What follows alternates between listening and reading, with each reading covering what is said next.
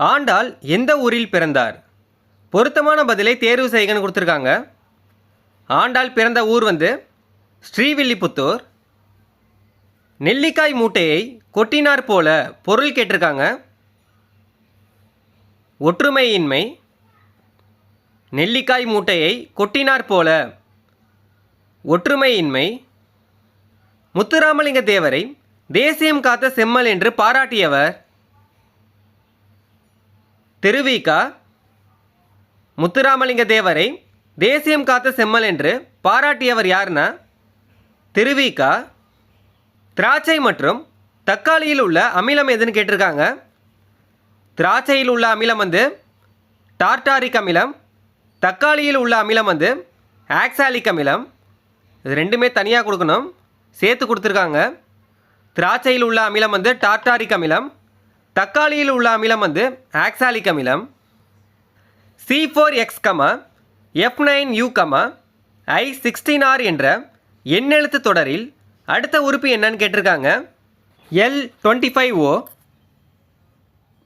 இந்த சம் கண்டுபிடிக்கணும்னா first A to Z வரை எழுதிக்கணும்.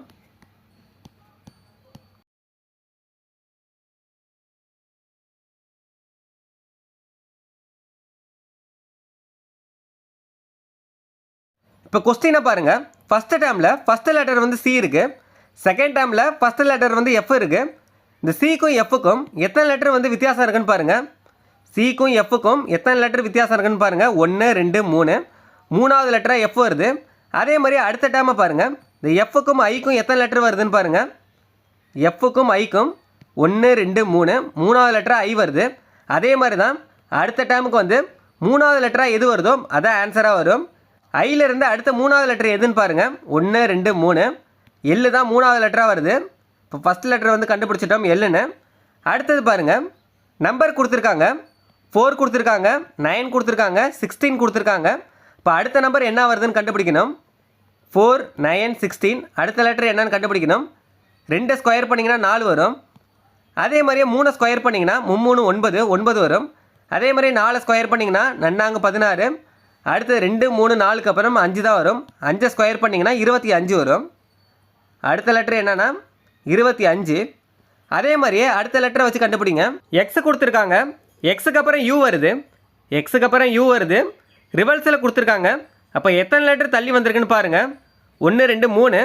3 லெட்டர் ரிவல்ஸில் பார்க்கணும். யூ வருது. அதே மாதிரியே யூக்கு அப்புறம் என்ன வருதுன்னு பாருங்கள். ஆர் வருது. யூக்கு அப்புறம் ஆர் எத்தனாவது லெட்டராக வருதுன்னு பாருங்கள். 1 2 3. 3 லெட்டர் ரிவல்ஸில் பார்க்கணும். ஆர் வந்திருக்கு. அதே மாதிரியே அடுத்த 3 லெட்டர் பேக்கில் பாருங்கள். 1 2 3. மூணாவது லெட்டராக என்ன வந்திருக்கு? ஓ வந்திருக்கு. இப்போ இதுக்கான ஆன்சர் என்ன?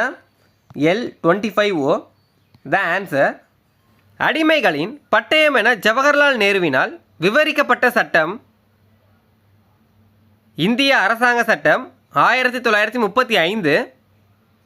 அடிமைகளின் பட்டயம் என ஜவஹர்லால் நேருவினால் விவரிக்கப்பட்ட சட்டம் எதுனா இந்திய அரசாங்க சட்டம் 1935. INC எந்த அமர்வில் வரலாற்று சிறப்புமிக்க பூர்ண சுயராஜ் அறிக்கையை வெளியிட்டது? 1929. எங்கன்னு பார்த்தீங்கன்னா லாகூரில். INC எந்த அமர்வில் வரலாற்று சிறப்புமிக்க பூர்ண சுயராஜ் அறிக்கையை வெளியிட்டதுன்னா 1929 லாகூரில். சங்க காலத்தில் தமிழகம் முழுவதிலும் கொண்டாடப்பட்ட பண்டிகை திருவாதிரை. சங்க காலத்தில் தமிழகம் முழுவதும் கொண்டாடப்பட்ட பண்டிகை எதுனா திருவாதிரை. இந்திய திட்டமிடலுக்கான முதல் வரைபடம் யாரிடம் இருந்து வந்தது? M விஸ்வேஸ்வரய்யா. இந்திய திட்டமிடலுக்கான முதல் வரைபடம் யாரிடம் இருந்து வந்ததுன்னா M விஸ்வேஸ்வரய்யா. தீங்கு விளைவிக்கும் புற ஊதா கதிர்களிலிருந்து மனிதர்களை பாதுகாப்பது ஓசோன் படலம்.